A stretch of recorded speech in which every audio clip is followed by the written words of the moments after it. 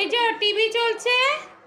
আর রাতের ডিনারে আজকে আমাকে অর্ডার দিল লুচি আর আলুর তরকারি, রসগোল্লা আর কমলাভোগ, এইগুলো খাবে বলে। আর উনি এখন এখানে বসে বসে করছেন, ল্যাপটপে কাজ করছেন। মা, তোমার ফোন এসেছে ওই ঘরে, তোমার ফোন এসেছে, ফোনটা ধরো, তারপরে এসে খাবে। এখানে মাকে খেতে দিয়ে দিয়েছি।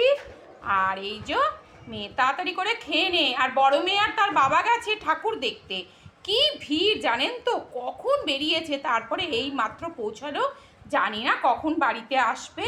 বাবারে বাবা, আর পেরিয়ে উঠি না। কলকাতায় যাওয়ার কথা শুনলেই না মাথার মধ্যে কীরকম একটা হতে থাকে। এই ভিড় ঠেলে ঠেলে যাবো কি করে রে বাবা।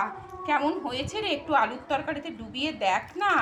আমি খুব টেনশন করছি। বললি যে আলুর তরকারিটা ভালো হলে খাবো। দেখ, অসাধারণ। যাক ভালো হয়েছে, নে গরম গরম ফুলকো ফুলকো